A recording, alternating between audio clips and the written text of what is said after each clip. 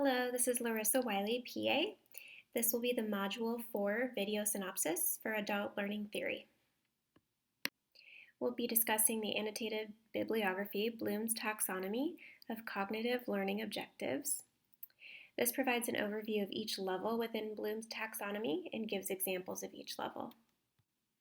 This is Bloom's original pyramid, and it starts with knowledge, which is the foundational cognitive skill and refers to retention of specific, discrete pieces of information, facts, and methodology. This can be tested via multiple choice, true-false questions, that type of thing. Then the next level up is comprehension. So students would take the information, paraphrase it into their own words, classify it, compare and contrast it, really get familiar with it. The next level up in complexity is application. And application just uses the information in daily practice. Analysis is next, which is really employing critical thinking skills and distinguishing fact or opinion with information, breaking it down into its various components.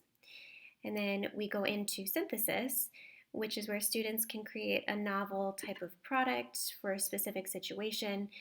For instance, taking evidence-based medicine and applying it to clinical practice, which doesn't always involve black and white types of scenarios, so really putting that into play.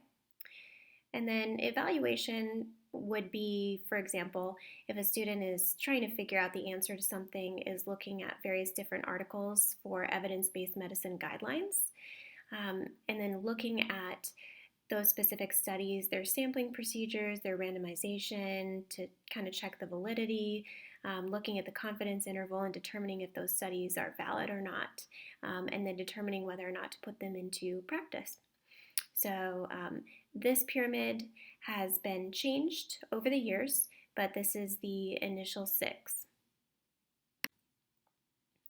There's been some changes to Bloom's taxonomy over the years. In the newer models that were created, synthesis is actually at the top of the pyramid, synthesis also being creation. Basically, the idea now is that there are 4 types of knowledge acquisition. There's factual acquisition, which is, again, the terminology and discrete facts. There's conceptual, which is the categorization, the theories, the principles. Procedural is knowing a technique, the process, the methodology, and being able to recite and truly understand the process. And then the metacognitive part of this knowledge acquisition is self-assessment and the ability of various learning skills and techniques.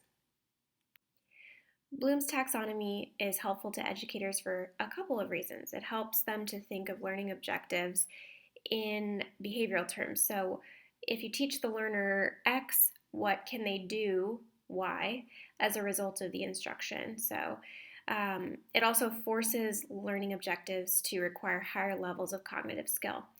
So higher level objectives mean higher level skills and deeper learning and transfer that knowledge and skills to a variety of tasks in different contexts.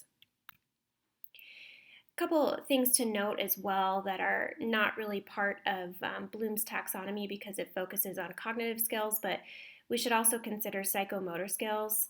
That would be physical actions, tying surgical knots, intubation, performing an incision and drainage, procedural types of things. And then affective skills are also important in medicine because that ability to empathize with a patient, practice shared decision making, really understand the environment around you. Those are affective types of skills, and so those are important as well, but not really a part of Bloom's taxonomy. There are separate branches off of that do include psychomotor and affective skills. Here are the references. Thank you so much for listening.